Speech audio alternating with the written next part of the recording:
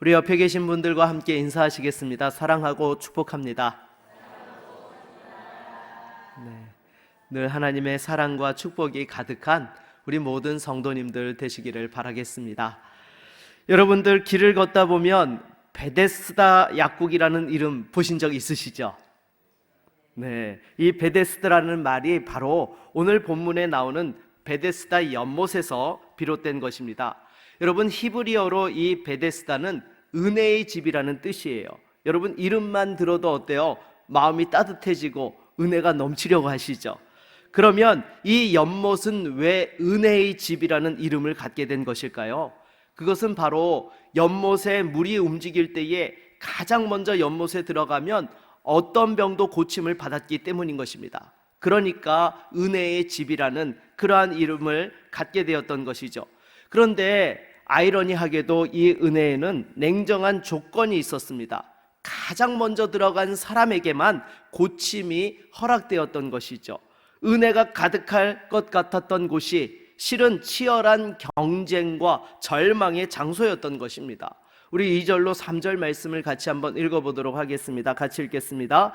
예루살렘에 있는 양문 곁에 히브리 말로 베데스다라 하는 못이 있는데 거기 행각 5이 있고 그 안에 많은 병자, 맹인, 다리 저는 사람, 혈기 마른 사람들이 물에 아멘. 네, 여러분, 베데스다 연못은 이 병자들의 고통과 한숨으로 가득했습니다. 간절히 낫기를 바라지만 가장 먼저 들어가지 못하면 안 되는 것이죠. 여러분, 특별히 가장 치유가 필요한 이 중한 병을 앓고 있는 사람들일수록 어때요? 빨리 갈 수가 있어요? 없습니다. 중풍병자가 어떻게 빨리 걸을 수 있겠습니까? 앞을 못 보는 사람이 어딘지 알고 방향을 잡겠습니까? 그러니 고침을 받을래야 받을 수가 없었던 것이죠. 진짜 은혜가 필요한 이들이 은혜를 경험할 수 없는 곳이 바로 베데스다였다라는 것입니다. 사랑하는 여러분, 이 모습은요, 단지 2000년 전에 베데스다의 이야기만이 아닙니다. 오늘 우리가 살아가는 세상인 것입니다. 여러분, 겉으로는 기회와 번영을 말하지만은 실제로는 경쟁과 소외로 가득 차 있는 것이 오늘날 세상의 모습입니다. 이전보다도 얼마나 풍요로워졌습니까? 하지만 사람들은 이전보다도 더 깊은 박탈감과 절망에 빠져 있습니다. 누군가는 기회를 누리지만 누군가는 점점 더 뒤처지고 있습니다. 심지어 교회조차 비교와 경쟁에서 자유롭지 못한 것이 오늘날 모습인 것입니다. 그래서 여러분, 우리는 진짜 은혜가 넘치는 베데스다를 회복해야 하는 것입니다. 어떻게 가능할까요? 바로 복음의 본질로 돌아갈 때 거기에서부터 새롭게 은혜는 시작할 수 있는 것입니다. 오늘 이 시간 주님께서 우리에게 물으십니다. 내가 낫고자 하느냐? 이 물음 앞에서 우리의 믿음을 다시 한번 새롭게 세우며 진정한 은혜를 회복할 수 있는 시간이 될 수 있기를 주의 이름으로 축원합니다. 그러면 먼저 오늘 본문을 보게 되면 한 병자가 등장합니다. 바로 38년 동안이나 질병에 갇혀 있었던 사람이었습니다. 여러분, 38년이라고 하게 되면은요, 한 사람이 태어나서 자라 청년이 되고 또 장성하여 가정을 이룰 수 있는 시간들입니다. 그러나 이 병자에게 38년은 바로 절망과 포기의 세월이었던 것입니다. 우리 7절 말씀을 다시 한번 같이 읽어보도록 하겠습니다. 7절 말씀입니다. 병자가 대답하되 주여, 물이 움직일 때에 나를 못에 넣어주는 사람이 없어 내가 가는 동안에 다른 사람이 먼저 내려가나이다. 아멘. 여러분, 이 짧은 대답 안에는 단순히 육체적 고통만이 아닙니다. 이 사람의 인생 전체를 짓누르고 있는 고독과 절망이 담겨져 있습니다. 먼저 관계의 단절이죠. 아무도 함께 해주는 사람이 없었던 것입니다. 그리고 사회적으로도 소외를 당했습니다. 공동체 안에 있으면서도 철저히 고립되어 있었던 것이죠. 마지막으로 내면적으로도 포기 상태였던 것입니다. 기대하는 것조차 두려워서 차라리 체념하며 지금 살아가고 있었던 것이죠. 이렇게 오랜 세월 반복된 좌절 속에서 이 38년 된 병자는 더 이상 스스로 일어설 수 있는 희망을 품지 못했던 것입니다. 물이 움직이는 순간에도 어떠했겠습니까? 이미 나보다 먼저 갈 사람이 있다라고 스스로 포기하는 패배의식에 사로잡혔던 것이죠. 사랑하는 여러분, 이 병자의 모습은요, 단지 옛날 이야기로 끝나지 않습니다. 오늘날 어떻게 보면 우리의 모습이라 할 수 있습니다. 물론 여러분, 우리는 38년 된 병자는 아닙니다. 나름 직장도 있고 가정도 꾸리고 교회에 나와 예배도 드리고 사람들과 교제도 합니다. 그러나 마음 깊은 곳에 나는 이미 늦었어, 나는 이미 실패했어, 나는 변할 수 없어라는 깊은 체념 가운데 살아가는 분들이 있다라는 것입니다. 또 중독에 빠져서 벗어나지 못하는 분들도 계시고요, 깊은 우울감 속에 갇혀서 살아가는 사람들도 있습니다. 과거의 상처와 또 아픔에 그 발이 묶여서 살아가는 사람들도 있고, 심지어 신앙생활을 한다 하면서도 은혜와 기쁨이 아닌 의무감으로 하는 그러한 분들도 있다라는 것입니다.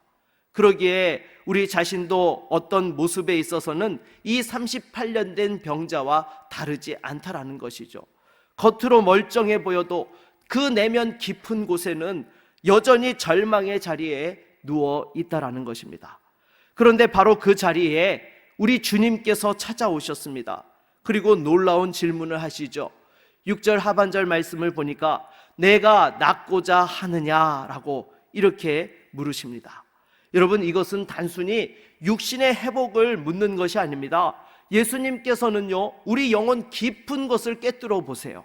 정말로 변화를 원하느냐, 진짜 새롭게 되기를 갈망하느냐, 아니면 이 절망에 익숙해져서 그냥 체념하고 살고 싶은 것이냐라고 이렇게 묻고 계시는 것입니다. 여러분, 38년 동안 같은 자리에 누워 있으면요, 몸이 병든 것을 넘어서 마음까지 병들게 됩니다. 내 인생은 원래 이런 거야, 기대해봤자 또 실망하게 될 텐데 변화를 꿈꾸는 것 자체가 두렵고 차라리 그 고통에 안주하게 된다라는 것입니다. 사랑하는 여러분, 우리 주님께서 저와 여러분들에게도 다시 묻고 계십니다. 진정으로 낫고자 하느냐? 여러분, 이 질문 앞에 우리는 정직해야 합니다. 과거에 그 실패에 묶여 있고 오랜 상처에 눌러 있으며 또 죄의 반복 속에 무기력하게 주저앉아 있던 우리에게 주님께서 묻고 계십니다. 정말 일어서기를 원하느냐? 여러분, 우리 주님께서는 우리의 38년 된 절망에 머물기를 원치 않으십니다. 우리의 실패보다도 더 크시며 우리의 좌절보다도 더 크신 우리 주님께서 친히 손을 내미시며 말씀하고 있습니다. 일어나라, 내 자리를 들고 걸어가라 라고 말씀이시죠. 여러분, 절망이 아무리 길었어도, 상처가 아무리 깊었어도 예수님께서 이 말씀을 주시면 우리는 새롭게 걸어갈 수 있는 것입니다. 우리 옆에 있는 분들과 믿음으로 한번 인사하시겠습니다. 주님이 말씀하시면 새롭게 시작할 수 있습니다.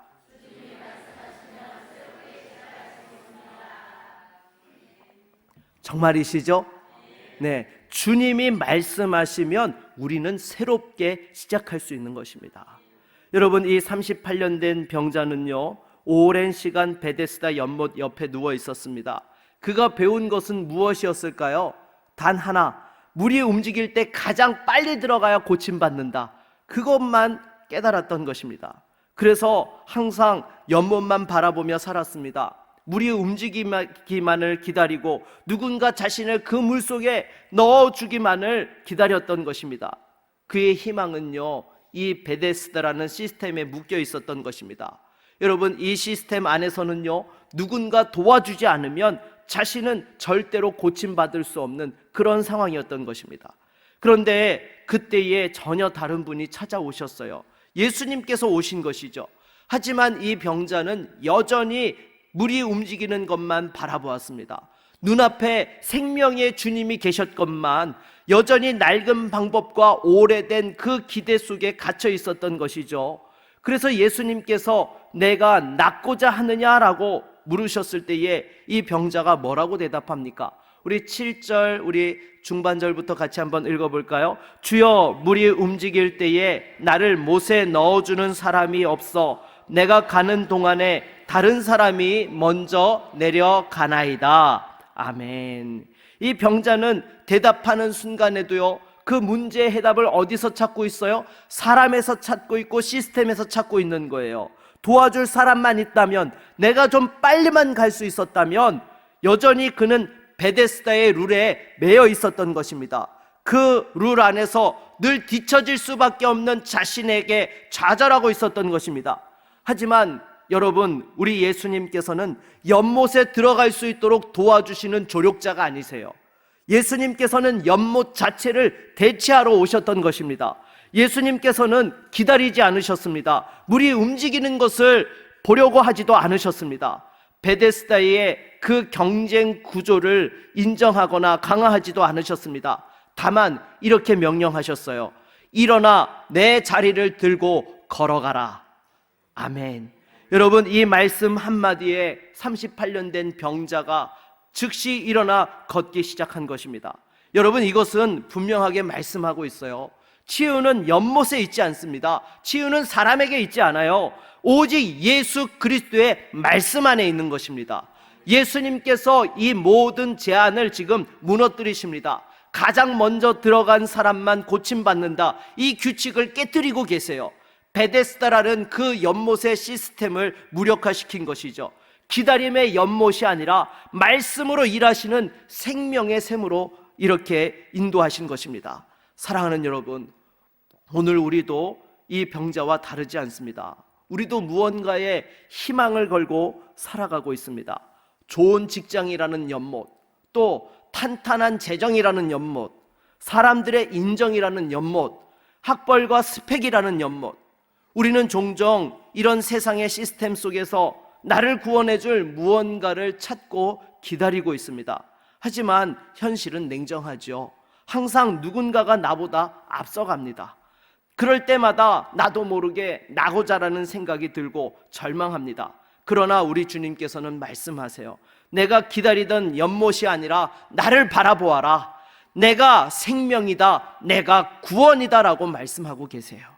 사랑하는 여러분, 우리는 연못을 바라보며 기다릴 필요가 없는 사람들입니다. 우리 옆에 누가 계세요? 예수 그리스도께서 우리 옆에 와 계시고 우리 안에 함께 성령으로 내주하고 계시는 것입니다. 우리 주님께서 말씀하십니다. 내가 곧 길이요 진리요 생명이라고 우리 주님께서 말씀하십니다. 우리 주님께서는 우리를 위해 오셨고 우리를 고쳐주시고 우리를 일으키시고 우리를 걸어가게 하시는 분이십니다. 그런데 오늘 본문 10절을 보게 되면은요, 이 병 나은 사람이 자기 자리를 들고 걸어가는 것을 유대인들이 보고 책망합니다. 심지어 예수님이 안식일에 병자를 고치신 것에 대하여 문제를 삼지요. 우리 16절 말씀을 같이 한번 읽어볼까요? 16절입니다. 그러므로 안식일에 이러한 일을 행하신다 하여 유대인들이 예수를 박해하게 된지라. 아멘. 여러분, 왜 이들은 병자가 치유함을 받고 자유를 누리며 구원의 기쁨을 맛보는 것을 보지 못하고 오히려 예수님을 비난하고 있는 것입니까? 그들은 여전히 시스템과 규칙, 외형적인 틀 안에 갇혀 있었기 때문인 것입니다. 그러나 예수님께서는 단호하게 그들에게 선언하십니다. 우리 17절 말씀 같이 한번 읽겠습니다. 17절입니다. 예수께서 그들에게 이르시되 내 아버지께서 이제까지 일하시니 나도 일한다 하시매. 아멘. 여러분, 예수님께서는 이 종교적인 전통과 관례마저 초월하십니다. 안식일의 규칙보다도 베데스다의 경쟁보다도 세상의 모든 질서보다도 더 크고 귀한 생명을 회복시키시는 분이신 줄로 믿습니다. 그러므로 여러분, 오늘 저와 여러분들도 우리의 시선을 연못에 두는 것이 아니라 다시 한번 하나님 앞에 우리 주님께로 시선을 돌려야 하는 것입니다. 그리고 오직 말씀으로 일하시는 구원자 되신 예수 그리스도를 바라보아야 하는 것입니다. 이 말씀에 순종할 때 우리도 다시 일어날 수 있는 것이죠. 우리 옆에 있는 분들과 이렇게 한번 인사하겠습니다. 오직 예수님만 바라봅시다. 네, 오직 예수 그리스도만 바라보는 은혜가 있기를 바라겠습니다. 그래서 여러분, 우리가 연못이 아니라 이렇게 예수님을 바라보게 되면은요, 이제 다음 질문이 필요합니다. 예수님 안에서 우리가 무엇을 얻는가라고 말이죠. 여러분, 오늘 본문은 분명하게 우리에게 세 가지를 가르쳐 줍니다. 첫 번째로 생명을 얻게 되고, 두 번째로 은혜를 받게 되며, 세 번째로 참된 안식을 누리게 된다라는 것입니다. 그래서 예수님께서는요, 우리에게 새 생명을 주세요. 병자는 38년 동안 연못만 바라보면서 살았습니다. 물이 움직이면 그때만 기다렸습니다. 그러나 여러분, 생명은 물에서 온 것이 아니었습니다. 예수 그리스도에게서 생명을 얻게 된 것이죠. 우리 8절 말씀을 다시 한번 보게 되면은요, 우리 자막으로 같이 한번 읽어볼까요? 일어나 내 자리를 들고 걸어가라. 아멘. 여러분, 이 말씀 한마디에 아무도 예상치 못한 일이 벌어진 것입니다. 물이 움직인 것도 아니고 누군가가 그를 도와준 것도 아니었습니다. 오직 예수님의 말씀만이 그를 살아나게 하였던 것이죠. 사랑하는 여러분, 우리도 인생의 문제 앞에서 무언가 해결되기를 기다립니다. 돈이 생기면, 건강이 회복되면, 인정받게 되면, 하지만 참된 생명은요, 조건이나 상황에서 오는 것이 아닙니다. 참된 생명은 오직 예수 그리스도의 말씀 안에 있는 것입니다.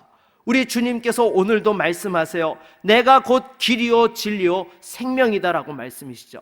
우리가 이 말씀을 붙드는 순간 우리 삶이 다시 살아나게 될 줄로 믿습니다. 그리고 나아가 예수님께서는 은혜로 우리를 부르십니다. 오늘 본문을 보게 되면은요, 이 38년 된 병자가 스스로 예수님께 고쳐달라고 요청했나요? 그렇지 않습니다. 믿음의 고백을 한 것도 아니었습니다. 그냥 절망 속에 누워 있었는데 예수님께서 먼저 찾아와 만나 주신 거예요. 그래서 6절 말씀을 보면 그가 병든 지 오래된 것을 보시고 아시고라고 이렇게 주님께서 말씀하십니다. 이 사람의 그 몸이 병들어서 그 마음도 꺾어버리고 지쳐버린 그 영혼까지 다 알고 계셨던 것이죠. 그리고 먼저 다가가서 말씀해 주셨던 것입니다. 사랑하는 여러분, 우리의 구원도 마찬가지인 것입니다. 여러분, 우리가 자격이 있어서 우리가 구원받은 것 아니잖아요. 우리는 오직 하나님의 은혜로 구원받은 사람들인 것입니다. 여러분, 내가 좀 더 나아지면, 더 괜찮아지면 우리 주님께서 나를 받아주시고 나를 사용해 주시겠지, 그거 아니라는 것입니다. 여러분, 복음은 우리에게 분명하게 말씀하세요. 우리가 아직 죄인 되었을 때에 그리스도께서 우리를 위하여 죽으심으로 하나님께서 우리에 대한 자기의 사랑을 확증하셨다라고 말씀하고 있는 것입니다. 주님께서는 우리가 아무것도 할 수 없을 때에 먼저 찾아오셔서 손을 내미시는 것입니다. 은혜는 조건이 아니라 그 하나님의 사랑 자체인 것입니다. 그 은혜를 믿고 그 손을 붙잡을 수 있기를 바라겠습니다. 그리고 마지막으로 예수님 안에서 우리는 참된 안식을 누리게 됩니다. 여러분, 이 사건 이후에 유대인들이 예수님을 비난했습니다. 어떻게 안식일에 병을 고칠 수 있느냐라고 말이죠. 그들에게 안식일은 규정이었습니다. 해야 할 것과 하지 말아야 될 것의 목록이었습니다. 지키지 않으면 정죄받는 두려움이었습니다. 그러나 예수님께서는 이렇게 선언하시죠. 우리 17절 말씀을 같이 한번 다시 읽어보도록 하겠습니다. 예수께서 그들에게 이르시되 내 아버지께서 이제까지 일하시니 나도 일한다 하시매. 아멘. 여러분, 예수님께서 안식일의 진정한 의미를 드러내 주시죠. 이것은 규칙이 아니라 생명이라는 것입니다. 안식일은 형식이 아니라 하나님과의 관계인 것입니다. 여러분, 우리도 신앙생활 하다 보면 때로 착각을 합니다. 예배에 출석했으니까 괜찮겠지, 종교적으로 의무를 다했으니까 하나님께서 인정해 주시겠지. 아니요, 참된 안식은 우리의 행위나 형식이 아니라 예수 그리스도 안에서 누리는 생명의 쉼인 것입니다. 우리 주님께서 지금 초대하고 계십니다. 수고하고 무거운 짐진 자들아 다 내게로 오라. 내가 너희를 쉬게 하리라. 아멘. 사랑하는 여러분, 주님 안에 우리 함께 거합시다. 주님의 품 안에서 참된 쉼을 누립시다. 그리고 그 쉼을 얻은 심령으로 다시 걸어갈 수 있기를 바랍니다. 우리 옆에 있는 분들과 이렇게 한번 인사할까요? 예수님 안에서 참 생명을 누립시다. 네, 무엇보다 예수님 안에서 참 생명을 누리는 우리 성도님들 되기를 바라겠습니다. 여러분, 말씀을 맺도록 하겠습니다. 오늘 주님께서 우리 각자에게 똑같이 물으십니다. 내가 낫고자 하느냐? 이 질문은 단순히 육체의 병을 묻는 것이 아닙니다. 우리 영혼 깊은 곳을 향한 부르심입니다. 절망과 무기력 속에 주저앉은 자리, 스스로 포기한 꿈과 믿음, 끊어지지 않는 죄와 상처의 굴레, 이 상황에 주님께서 우리에게 묻고 계시는 것입니다. 정말 새로워지기를 원하느냐? 이때 우리가 선택해야 될 것은 두 가지인 것입니다. 첫 번째로 연못을 떠나서 예수님을 바라보아야 합니다. 더 이상 세상의 방법과 인간적인 조건을 의지하지 말고 말씀으로 생명을 주시는 우리 주님 앞에 시선을 고정해야 되는 것입니다. 그리고 두 번째로 예수님 안에서 생명과 은혜와 안식을 누리며 걸어가야 하는 것입니다. 여러분, 아무리 세상이 할 수 없다 할지라도 우리 주님 안에서는 다시 시작할 수 있습니다. 주님 안에서는 과거를 이길 수 있습니다. 주님 안에서는 참된 힘을 얻고 새로운 인생을 걸어갈 수 있는 것입니다. 그래서 여러분, 이것을 위해 좀 더 깊이 생각해 보셔야 됩니다. 내가 여전히 놓지 못하고 있는 연못이 무엇인지 말이죠. 사람과 돈과 인정, 세상의 시스템 등등에 대해서 내가 놓지 못하는 것이 무엇인지를 다시 한번 정확하게 정직하게 바라보아야 되는 것입니다. 그리고 예수님 안에서 내가 생명과 은혜와 안식을 제대로 누리고 있는지를 살펴보아야 하는 것입니다. 여러분, 신앙은요, 의무가 아니라 관계로, 두려움이 아니라 은혜로 살아가는 것입니다. 그리고 마지막으로 주님께서 부르실 때에 나는 믿음으로 일어나 걸을 준비가 되어 있는지, 정말 작은 순종이라도 주님 앞에 드릴 결단이 되어져 있는지 우리 자신을 점검해 보아야 할 것입니다. 그래서 여러분, 이번 주간에 아무리 여러분 바쁘시더라도 하루를 정해서 30분 동안 말씀과 기도로 주님 앞에 나아갈 수 있기를 바랍니다. 우리 마음속에 있는 그 연못들을 내려놓고 예수님을 생명의 주님으로 새롭게 바라볼 수 있기를 바랍니다. 그분의 음성에 순종하여서 다시 한번 한 걸음 한 걸음 주님과 함께 걸어갈 수 있기를 바라겠습니다. 사랑하는 여러분, 주님께서 오늘도 우리를 초대하십니다. 내가 낫고자 하느냐? 이 질문 앞에 우리 믿음으로 응답합시다. 예, 주님 안에서 저는 다시 시작하겠습니다. 그리고 주님께서 오늘 우리에게 말씀하십니다. 일어나 내 자리를 들고 걸어가라. 절망의 자리를 박차고 이 조건과 비교의 연못을 떠나서 예수님 안에서 새로운 생명, 새로운 걸음, 새로운 삶을 누릴 수 있는 우리 모두가 될 수 있기를 주의 이름으로 축원합니다. 우리 한번 같이 찬양하고 말씀을 의지하여 기도하겠습니다.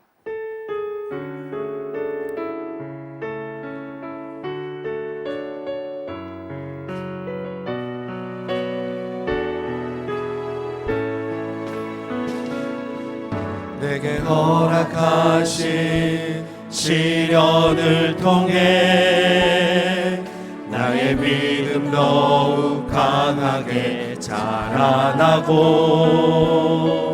험한 산과 골짜기 지나는 동안 주께 더 가까이 나를 이끄시네. 내가 겪는 시험이 어렵고 힘겨워도 내 주님보다 크지 않네. 내 앞에 바다가 갈라지지 않으면 주가 나로 바다 위 걷게 하리. 나는 믿네. 주의 능력으로 내 삶 새롭게 되리. 나는 믿네. 주의 능력으로 담대히 나가리라. 주와 함께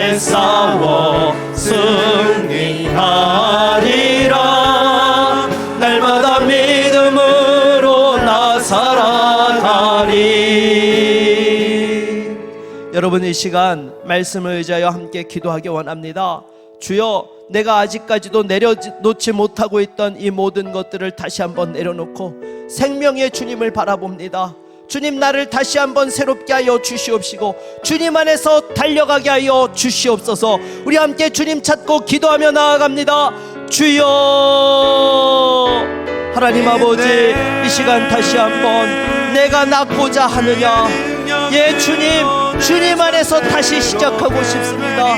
주여, 이 시간 사랑하는 성도들이 다시 한번 말씀 앞에서 자신을 돌아보며 주님 앞에서 다시 한번 그 생명의 주님을 의지하며 나아가기를 원합니다. 일어나 내 자리를 들고 걸어가라. 그 말씀 앞에 다시 한번 새롭게 걸어가는 인생이 되기를 원합니다. 사랑하는 주의 성도들을 붙들어 주시옵소서. 그 모든 상처와 아픔들을 딛고 다시 한번 생명의 주님을 만나게 하여 주시옵시며 그 은혜와 누림 속에 살아갈 수 있는 거룩한 주의 성도들 되게 하여 주셔서 이 땅을 살아가면서도 다시 한번 우리를 새롭게 하시는 그 은혜와 능력으로 승리할 수 있는 믿음의 성도들이 되기를 원합니다. 주여, 우리를 붙들어 주시옵소서. 우리를 인도하여 주시옵소서. 날마다 믿음으로 나 살아가리. 그리스도의 이름으로 기도드립니다. 아멘.